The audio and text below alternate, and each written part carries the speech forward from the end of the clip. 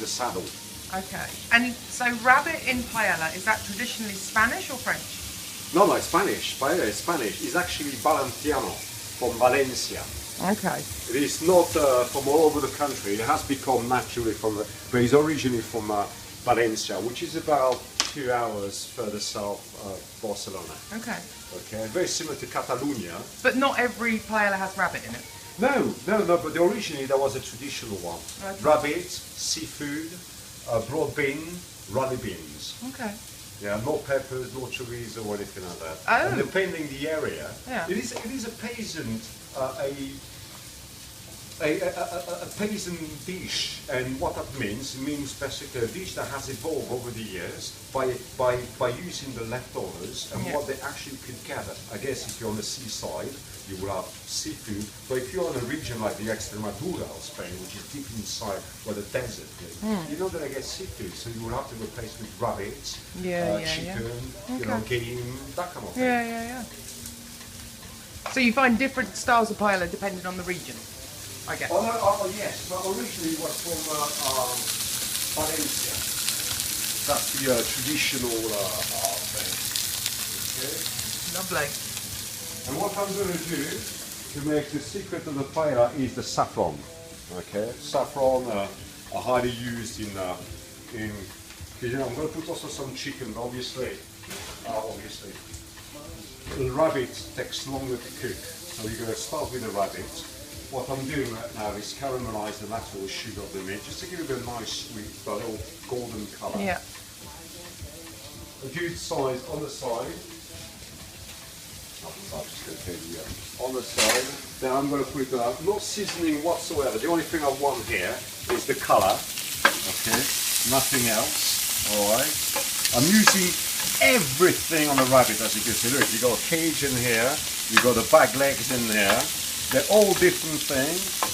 And obviously more flavour when you're cooking it on the bone. And make sure, that's right, and make sure you always have things on the bone. Bone will actually give you a better thing. And if you smell the thing, you can actually smell the wild, the forest, the nature, you know, it is definitely not farmed, yeah. So how long would that take to cook, rabbit, if people aren't used to from cooking beginning with to it? the end, I reckon a good hour 20 minutes. You know, you really want the meat to fall into, unless if you have, for that type of rabbit, if you use only the saddle of rabbit, just treat it just like a beef fillet.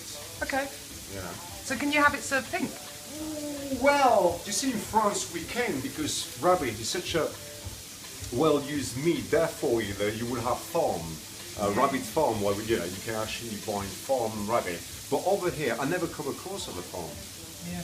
So it's wild. So what I would advise you to do is to make sure you cook it thoroughly. Yeah. Okay. It's just wild, you know. Yeah. It's not, it hasn't been monitored or anything like that. Yeah, So yeah, really for sure. but the key thing of the paella is the saffron. Okay. But the saffron is a very funky spice, if I can dare to call it like that, or classify it that way.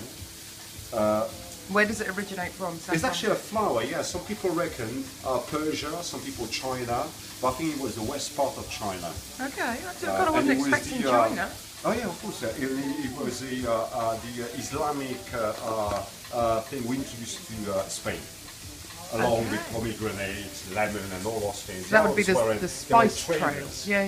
One thing that, what they were doing is purchasing one thing to the other, as the Islamic Empire is a stretch from east to west. Okay. So that's what they were doing. So, but the origin of saffron is rather elusive. You know, we're not quite sure, because I've met some Persian who claim to be from that, and I've met some Afghan who claim. I mean, the whole thing is a. I don't want to. And that looks like quite a lot. So how much is that little pot? Well, it's basically the filament of the inside of a flower called, I can't remember the name exactly, it has a very Latin name. But the key thing, going back to cooking here, the key thing of that is taking a piece of tin foil, okay, shiny things out, put a generous amount of saffron, close it down as a pocket. And what you want to do here is toss the saffron in here, okay?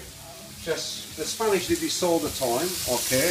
You really have to, it's simply because you will digest it better, and when you will put the saffron in there, all the colour will actually even. Okay. You know, if you do put the saffron straight away, you're going to have one side very yellow, the other side, you know.